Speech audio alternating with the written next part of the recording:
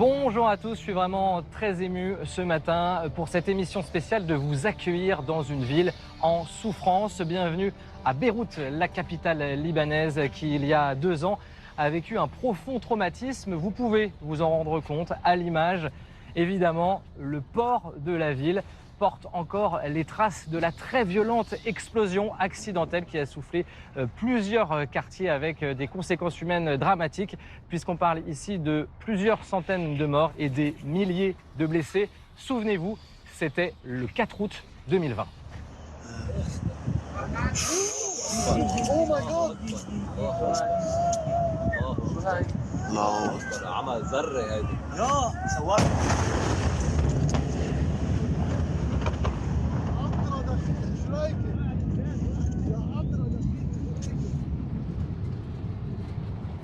Ce drame est la conséquence directe de la corruption qui gangrène le pays depuis des décennies. Drame qui s'ajoute à la violente crise économique qui a éclaté ici en 2019. Il y a encore quelques années, on parlait du Liban comme de la Suisse du Moyen-Orient. Aujourd'hui, plus de 80% de la population est passée sous le seuil de pauvreté. Alors c'est dans ce contexte bien difficile que nous avons choisi ce matin d'être aux côtés des Libanaises et des Libanais. Pour cela, tout à l'heure, nous vivrons la messe avec la communauté jésuite de Beyrouth. Mais d'abord, je vous propose de suivre le père Gabriel, ce prêtre jésuite et aussi professeur de littérature à l'université Saint-Joseph. Il va nous guider dans ce Liban meurtri, mais vous allez le voir, il apporte aussi un peu d'espérance à ses compatriotes.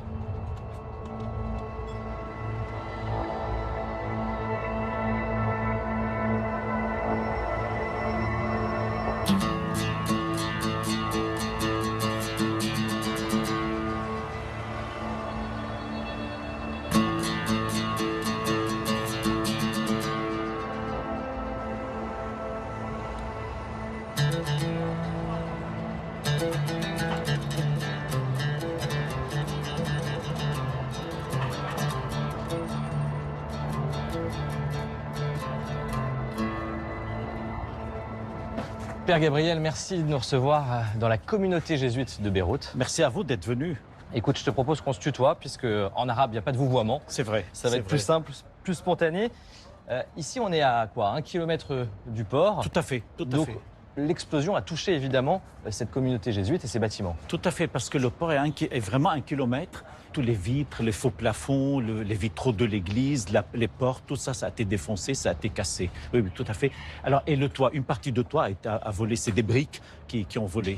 Alors, c'est important pour nous ce matin d'être là, de commencer cette émission ici, car il y a eu une crise économique qui a commencé avant cette explosion. En 2019. Qu'est-ce qui s'est passé? Pourquoi on se retrouve avec des Libanais qui pouvaient acheter, qui avaient de l'argent et qui se retrouvent aujourd'hui sans rien?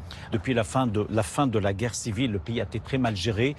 Avec les anciennes milices qui ont fait la guerre, se sont trouvées aux commandes, avec un système confessionnel et clientéliste et du népotisme. Ils n'avaient pas intérêt à ce que l'État fonctionne. Du coup, l'État était devenu une sorte de gâteau partagé entre les milices.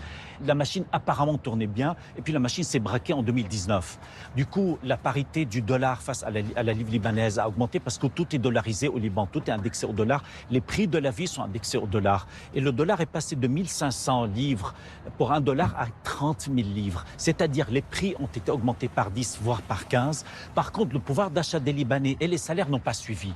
Ce qui aboutit à un déclassement de la classe populaire et ce qui aboutit à un appauvrissement, une paupérisation de la population libanaise. Ça veut dire qu'il y a une nouvelle population de pauvres? Tout à fait, ce qu'on appelle les nouveaux pauvres. Effectivement, on les appelle les nouveaux pauvres. Les banques ont bloqué l'argent, les avoirs des Libanais ont été bloqués par les banques. On ne peut pas retirer tout ce qu'on peut et tout ce qu'on veut des banques. Les cartes de crédit ne marchent plus, les chèques non plus. Et même ces avoirs ont perdu de leur valeur. Donc beaucoup de gens se sont trouvés vraiment, oui, pauvres, ils ne peuvent plus faire leurs courses. Ils sont passés d'un état plutôt d'une aisance relative à un état de précarité, de forte précarité. Notamment les gens qui... Et du coup, le lien social s'est petit à petit dilaté. C'est-à-dire les enfants qui aidaient ne peuvent plus aider, les voisins parfois donner un coup de main, les voisins eux-mêmes ont besoin d'être aidés. Tout le système de solidarité au Liban qui ne marche plus. Tout à fait. Avec des conséquences évidemment dramatiques au quotidien. Alors on va aller voir ce qui se passe tout de suite à l'intérieur. Bienvenue de l'association.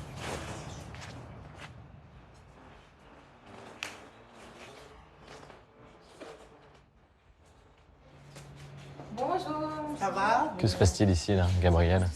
Donc là, on distribue de la nourriture. Donc voilà, c'est un truc qui est fait par les bénévoles, normalement, c'est les bénévoles qui font de la nourriture, puis les bénéficiaires, ils viennent prendre leur nourriture.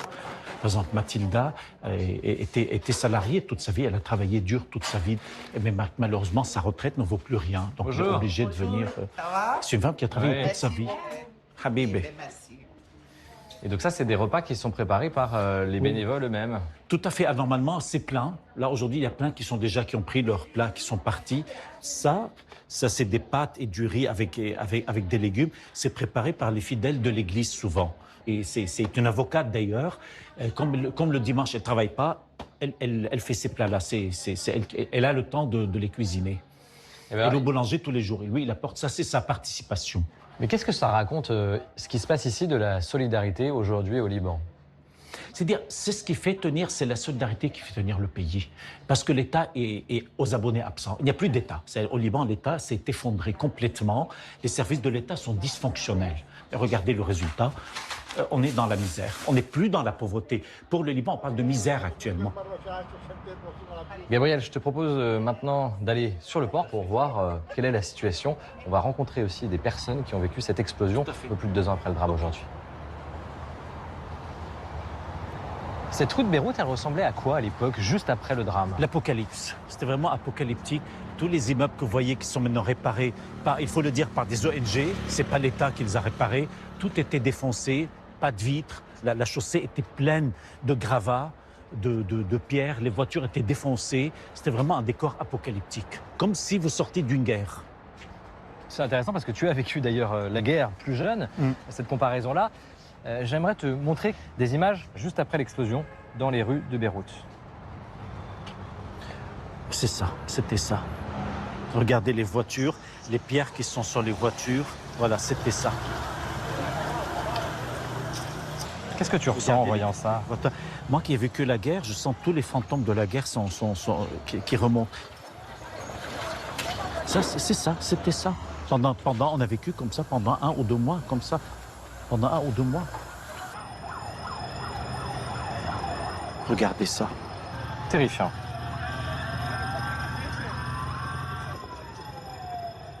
On va monter chez Vera, qui a été avec sa famille pendant l'explosion et qui a failli vraiment laisser sa vie. Soyez le bienvenu. Merci pour votre accueil. On est ici pour parler de ce qui s'est passé ce jour-là, le jour de l'explosion. Vous vivez ici avec votre fils et votre petit-fils. Quels souvenirs vous avez de cette explosion? C'est encore très présent. J'ai l'impression que l'explosion s'est passée aujourd'hui. L'explosion a eu lieu à 18h07. J'avais l'impression que c'était des bruits d'aviation militaire. J'étais tétanisée. J'avais peur de me pencher et de me prendre un éclat.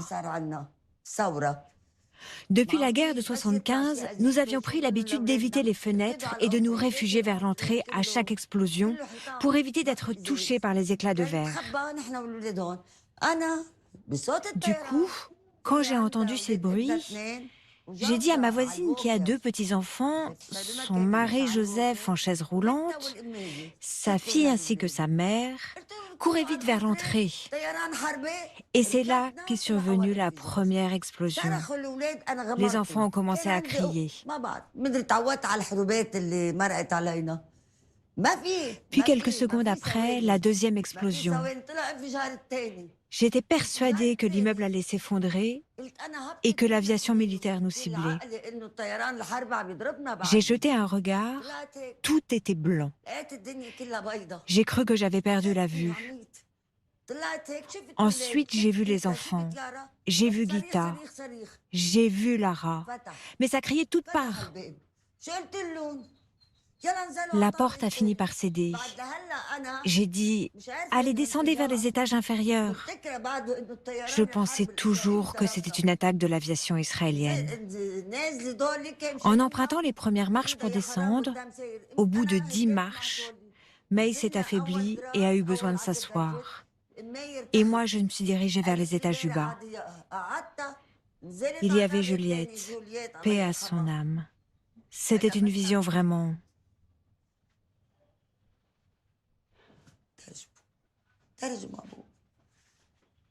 عن جد Sérieusement, sérieusement, nous sommes en guerre depuis longtemps.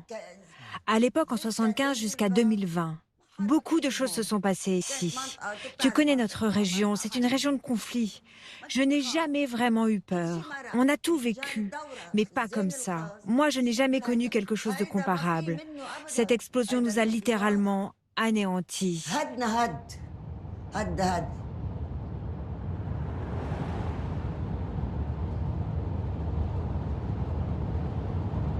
Nous quittons Beyrouth et cette très touchante Vera, à travers son témoignage, on a vu à quel point cette explosion a traumatisé les Beyrouthines et les Beyrouthins. Mais ça peut être pire, certains ont perdu la vie, donc des familles sont endeuillées. Gabriel, combien il y a eu de morts officiellement dans cette explosion? Environ 230 morts. Là, on part à Qartaba, c'est un petit village qui a une cinquantaine de kilomètres de Beyrouth, un village chrétien. On va voir une maman qui est triplement endeuillée. Quelle terrible histoire. Oui, c'est Carlène qui a perdu son frère, son mari et son cousin germain, tous les 3 pompiers qui sont morts sur le port. Elle est en colère de cette situation-là? Oui, bien sûr, parce qu'il n'y a pas de justice, parce que la justice, enfin, l'État fait tout pour entraver le travail de la justice. C'est-à-dire?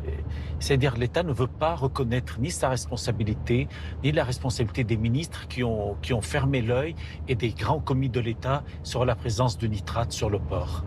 Donc cette femme qu'on va voir, elle mène ce combat de justice, de vérité? Tout à fait, comme une lionne. Elle se bat avec d'autres parents, avec pratiquement les parents des autres victimes. Ils se battent pour qu'il y ait un travail de justice.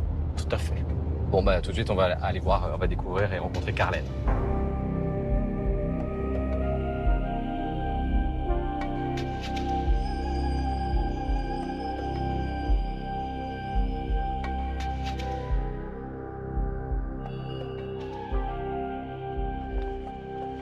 Carlène, merci de nous recevoir chez vous, en famille, le 4 août 2020. C'est ce que nous a dit Gabriel dans la voiture. Vous avez perdu votre mari, votre frère, votre cousin. Quel souvenir vous gardez de ce jour-là? Avant tout, je tiens à vous souhaiter la bienvenue et vous remercier d'être venu nous voir au Liban. Un grand merci pour votre présence.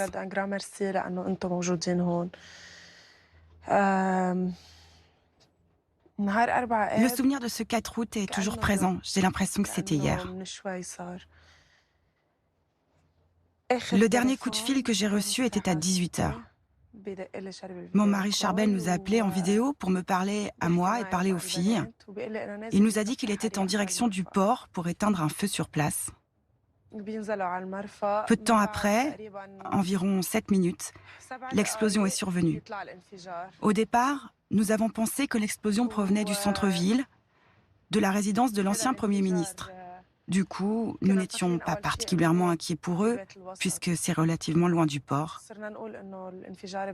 Mais ensuite, on a appris que l'explosion venait finalement du port. On a couru dans tous les sens. On s'est précipité pour les chercher. Mon oncle Georges est descendu en direction du port à la recherche de Charbel. Moi et mes proches avons fait le tour des hôpitaux de la ville. Malheureusement en vain, ils étaient introuvables. Aujourd'hui, 2 ans après le drame, vous avez donc 2 filles qui ont 3 et 5 ans. Comment vous vous sentez? On dit souvent que le temps qui passe finit par nous faire oublier et nous apaiser. Mais pour ma part, c'est l'inverse. Plus le temps passe, plus il me manque. Plus mes filles prennent de l'âge, plus leurs interrogations grandissent. Elles m'assaillent de questions. Où sont-ils? Pourquoi c'est arrivé? L'aîné me demande parfois qui les a emportés. Pourquoi ils ont mis le feu? Pourquoi les ont-ils fait périr?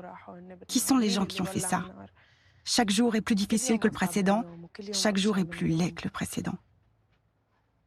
Vous avez le sentiment que l'État et le gouvernement libanais ne répondent pas à votre demande de justice? Malheureusement, non. 2 ans ont déjà passé. À chaque étape, nous espérons arriver à un résultat sans succès. Si la justice fait un pas en avant, le politique fait systématiquement obstruction à ses avancées. Et quand un politique s'aventure à nous soutenir, il trouve face à lui de l'hostilité et des critiques farouches pour l'en dissuader. nous n'arrivons à aucun résultat. Quand on arrive à avoir un peu d'espoir face aux mains avancées de la justice libanaise, on nous met des bâtons dans les roues. C'est pour cette raison que nous faisons tout ce qui est en notre pouvoir pour travailler en parallèle sur des solutions de justice extérieures par le biais des Nations Unies et de la communauté internationale. On sent qu'il y a de la colère chez vous, évidemment. Qu'est-ce que vous faites de cette colère? Il y a ce sentiment affreux d'avoir continuellement de la colère à l'intérieur de soi. C'est dû à l'impasse dans laquelle nous sommes. Nous n'arrivons pas à obtenir de résultats. Nous finissons par reculer après chaque lueur d'espoir. Cette colère ne partira qu'avec la vérité. Le jour où nous saurons réellement qui est responsable de ce qui est arrivé à nos frères, qui nous a mis dans cette situation. Et qu'au minimum, on nous donne l'espoir que dans ce pays, il existe au moins une personne valable qui puisse reconstruire un pays dans lequel nous pourrions vivre avec nos enfants en toute sécurité. Cette colère enfouie en nous et qui me fait mal, elle ne partira que quand on obtiendra réellement la vérité. J'ai une dernière question, Carlène, qui s'adresse aussi au père Gabriel. Gabriel, qu'est-ce que tu peux dire à Carlène face à ce besoin de justice, face à cette injustice? Comment tu l'accompagnes? Avant tout, moi, je ne peux que l'encourager. Pour moi, c'est un héros. Cette dame est un exemple pour nous. La première fois que j'ai vu Carlène, je lui ai dit, parce qu'elle est forte, c'est quelqu'un de fort. Je dis, où tu trouves ta force? Elle m'a fait ça. Moi, je l'admire. J'ai beaucoup d'admiration pour elle. C'est pour nous prêtres, parce qu'on est un groupe de prêtres qui les entourent. C'est un exemple de constance. Elle est très constante dans la recherche de la justice. Elle a un fort caractère. Elle ne baisse pas les bras. Elle s'occupe de ses filles. Puis elle a toujours le sourire, toujours le mot qu'il faut. Moi, je n'ai rien à lui dire. J'ai à recevoir d'elle quelque part. Et sa colère, elle est sainte. C'est une sainte colère. Oui, continue dans cette colère. Merci à vous.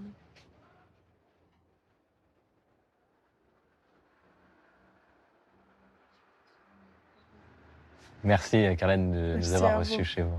Merci à vous.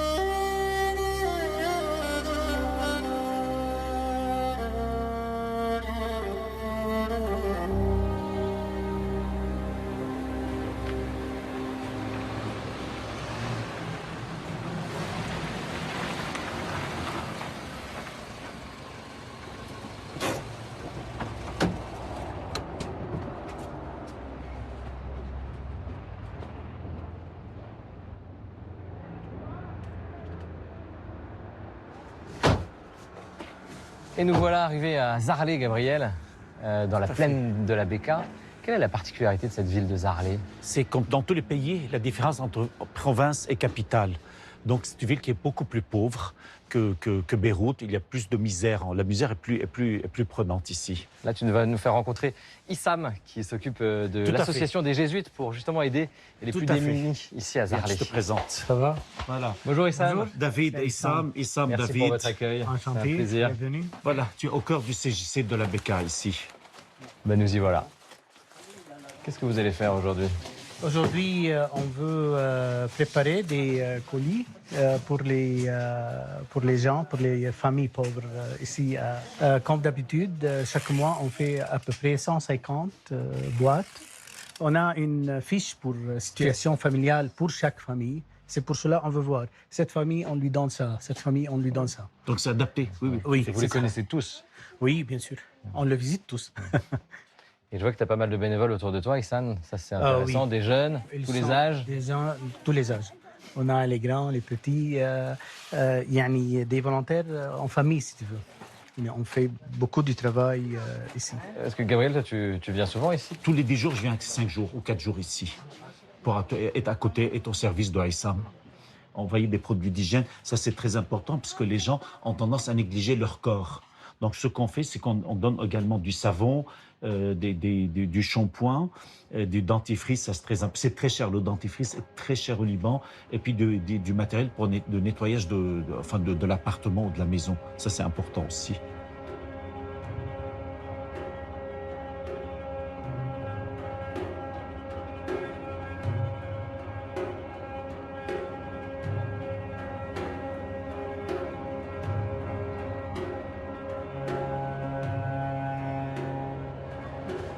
Gabriel, on a le sentiment qu'au Liban, il y a un lien social très fort, comme si les Libanaises et les Libanais faisaient partie d'une grande famille qui est toujours solidaire. C'est-à-dire ce lien existe, il est très fort, mais en ce moment il est menacé par la crise économique. C'est-à-dire comme pratiquement la pauvreté touche 80% des Libanais, elle touche, on va dire, tout le monde. Donc dans les familles, c'est-à-dire la charité commence par soi-même. Donc les gens, si parfois ils ont du mal eux-mêmes, si les gens ont du mal eux-mêmes à se procurer de la nourriture, des médicaments, le loyer, comment tu veux qu'ils aident les autres? Ce qui a constitué l'identité libanaise peut disparaître. Et ça, c'est très grave. Alors là, on va aller chez une famille de bénéficiaires. Issam, on va chez qui? On va chez la famille de Thanos Chamoun. D'accord. Donc il y a un papa qui est grabataire et non-voyant, la maman qui a des problèmes cardiaques très graves et 2 filles, toutes les 2 sont atteintes du cancer. Voilà, c'est terrible comme situation. Bonjour, comment allez-vous? Bonjour, bien, grâce à Dieu, merci. Bonjour. Bonjour. Bonjour, soyez les bienvenus. Bonjour, nous sommes venus vous déranger un peu. Non, bienvenue. D'abord, rassure-nous, comment vas-tu? Moi, je suis malade. Mon époux ainsi que ma fille sont également malades. Je porte un pacemaker. Mon époux est handicapé et aveugle. Ma fille a un cancer, sans compter sa maladie nerveuse. On n'arrive plus à joindre les 2 bouts. Le moindre médicament coûte 800 000 livres et au-delà. Est-ce qu'elle arrive à se soigner? Qu'est-ce qu'ils arrivent à se soigner aujourd'hui? Pas pour tous les médicaments. Certains sont introuvables. Ils ne les importent que très difficilement. Ils organisent la pénurie pour en augmenter le prix. Il arrive à 1,2 million, voire 1,3 million. Pour d'autres, on les trouve entre 800 et 900 000. Ma fille passe son temps jour et nuit à courir chercher des solutions pour nous fournir tous nos médicaments. Comment elle fait pour garder un peu de force et continuer à y croire? C'est par la grâce du Saint Charbel. Je prie tous les jours. C'est lui qui m'aide à rester debout. Et pour les médicaments, comment on peut l'aider encore? Ce médicament, ça coûte presque 1 million, ça coûte presque dans les $50 par exemple. L'équivalent de $50. Ça, elle est obligée de l'acheter. Et $50, c'est au-dessus du salaire moyen? Oui, bien sûr, bien sûr. Donc c'est plus d'un salaire moyen pour acheter une boîte de médicaments? Tout à fait, tout à fait, tout à fait. On peut vous remercier, madame, de nous avoir accueillis. Bienvenue. Merci à vous. Donc elle vous remercie à vous d'être venu. Et puis voilà. Voilà. Maintenant, pour l'instant, le prochain étape, c'est de trouver une famille qui puisse les parrainer, quoi. Trouver un parrainage. On espère que ça va marcher.